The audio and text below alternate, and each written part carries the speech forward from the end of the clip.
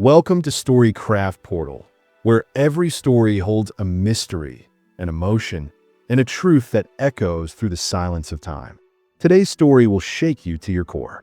Imagine a 16-year-old girl, full of dreams, walking the halls of her high school like any other day, until her lifeless body is found outside a classroom, her throat crushed, fear frozen in her eyes. For 40 years, her murder remained a haunting mystery. No suspects, no leads, forgotten by many. But just when the world moved on, science screamed the truth. DNA unlocked a secret buried for decades. And the killer? Her own classmate, a U.S. airman no one ever suspected. This wasn't just a murder. It was a betrayal of trust, a friend turned monster, and a chilling reminder that evil often hides in plain sight. It was a regular autumn morning in 1977 Honolulu. Warm sun, ocean breeze, and the sound of lockers slamming shut as students hurried to class. Among them was 16-year-old Dawn Mamahara, bright-eyed, wearing her McKinley High uniform and clutching her school books, unaware that today would be her last. By lunchtime, whispers began. Dawn hadn't shown up for her next class. Hours passed. Concern turned to panic. And then, just as the final bell echoed through the halls, a janitor found her lifeless body near a classroom door. Her throat was crushed, books scattered, eyes wide open in silent terror. The school turned into a crime scene. Students cried, teachers trembled, and police swarmed in. Who could have done this? A stranger? A stalker? Or someone she knew? The horror had just begun, and what no one knew was that the truth would hide for 40 years. And when it came, it would burn everything. As night fell, McKinley High transformed from a school into a grave of whispers and grief. Parents arrived in panic. The media gathered like vultures, and police questioned anyone who had seen Dawn that morning. Her best friend sobbed uncontrollably, remembering Dawn mentioning someone who had been watching her lately, someone she couldn't quite recognize. The school principal tried to calm the chaos, but fear had already taken root. Investigators found no signs of forced entry, no fingerprints, just a single hair strand and smudged footprints leading nowhere. Students started pointing fingers. Was it that quiet boy in class? The janitor? A teacher? A friend? The hallways echoed with rumors, guilt, and secrets. And somewhere, the killer walked free, blending in, watching. No one knew that this wasn't just a random act. It was deeply personal. The darkness had only started to speak, and it wasn't done telling its story. The investigation dug deeper. Dawn's locker was opened. It held pictures, scribbled notes, and something chilling. A torn piece of paper that read, "You can't run from me." Police dismissed it as a cruel prank at first, but her diary told a darker tale. Entries from the past month mentioned nightmares, feeling watched, and hearing footsteps behind her. One entry stood out. "I saw him again today. He smiled like he knew my fear." Detectives began interviewing students, teachers, and staff, but stories conflicted. Some remembered seeing Dawn argue with someone. Others claimed she was alone. The janitor recalled a male student near the hallway moments before the body was found, but he didn't know the name. A sketch was made based on his memory, but no one recognized the face. It was as if the killer was invisible, hiding in plain sight, leaving behind only silence and suspicion. Detectives scoured yearbooks, trying to match the sketch to any former or current student. Dawn's classmates were called in again, each forced to relive that dark day. Tension grew. A few girls mentioned a boy, quiet, polite, always alone, who left school abruptly just weeks after the murder. His name, Gideon Castro. He had joined the military soon after. Records showed he was stationed in several places over the years, now believed to be living quietly in Utah. At the time, there was no solid evidence to link him, just a name and a memory of a cold stare. Meanwhile, the community mourned and the case went cold.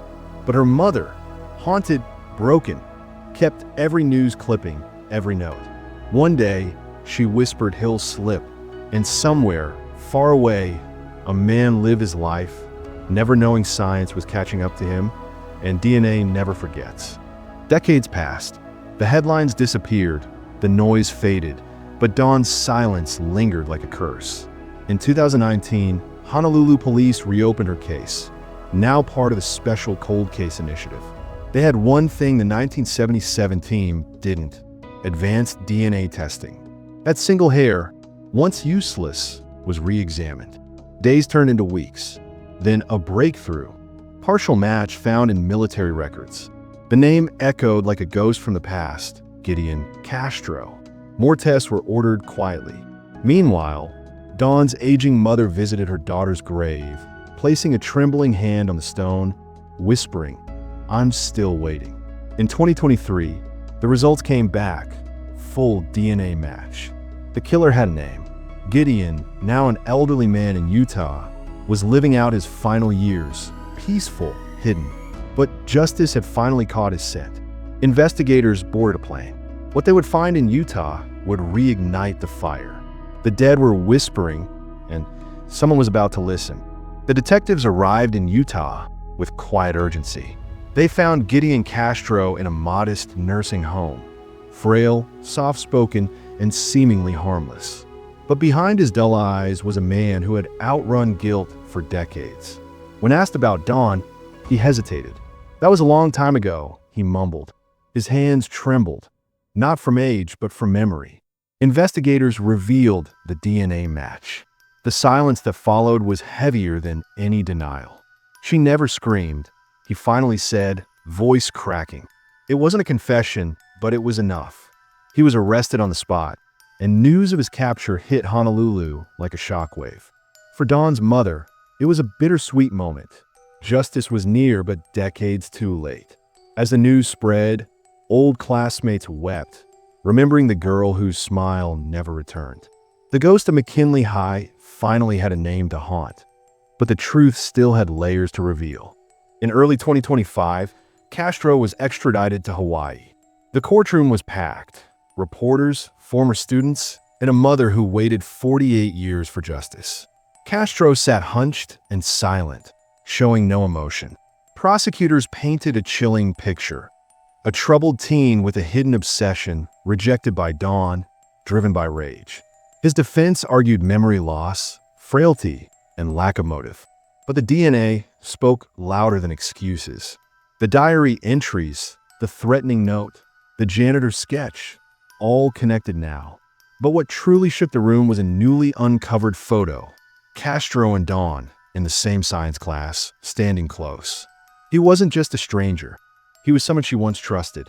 The weight of betrayal hit like a storm. The courtroom gasped. The judge's gavel echoed like a thunderclap.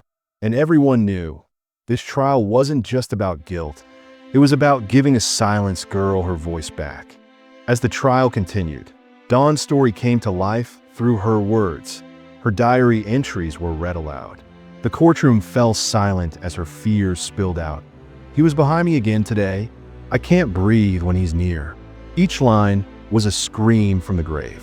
Forensic experts testified on the DNA, the note in the locker, and a newly enhanced photo of the footprints. Size matched Gideon's military boots. Castro's defense crumbled under the weight of the evidence. But then came the emotional collapse. Dawn's mother took the stand.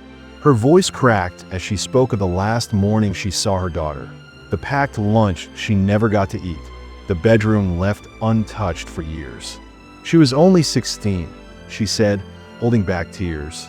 And for the first time, even the jurors cried. It wasn't just justice on trial. It was decades of stolen peace. After weeks of testimony, the jury retired to deliberate. The wait was excruciating. News cameras captured every moment, and the city of Honolulu held its breath. Finally, the doors opened. The verdict was read. Guilty, second-degree murder. Gasps filled the room. Dawn's mother clutched her chest, whispering her daughter's name. Castro showed no reaction. The judge sentenced him to life in prison, though time was already running out for him. As he was wheeled away, someone from the gallery whispered, "She can rest now." The courtroom emptied, but the echoes of Dawn's voice lingered. Outside, candles were lit. Former classmates gathered, holding photos and crying softly. The pain hadn't vanished. But the question that haunted them for decades finally had an answer. Justice, though late, had come, but one part remained: the truth of what drove him to kill, and it would emerge in his final moments. 1 week before his death, Gideon Castro requested a meeting with police. Weak, eyes sunken, and breath labored, he finally spoke the truth. "She laughed at me," he said. "I just wanted her to talk to me, but she didn't." I snapped. His voice cracked with regret, but it was far too late. He died days later in his cell. Investigators recorded everything. Dawn's mother was given the transcript, but chose never to read it. "I know enough," she said, laying a white rose on her daughter's grave. In March 2025, the case was officially closed. A plaque was installed at McKinley High in memory of Dawn Mamahara. Her voice was not forgotten. Students walked past it every day, unaware of the blood-stained history in those halls. But for those who knew, the silence finally felt lighter. The ghost had been heard, and the story finally had an ending.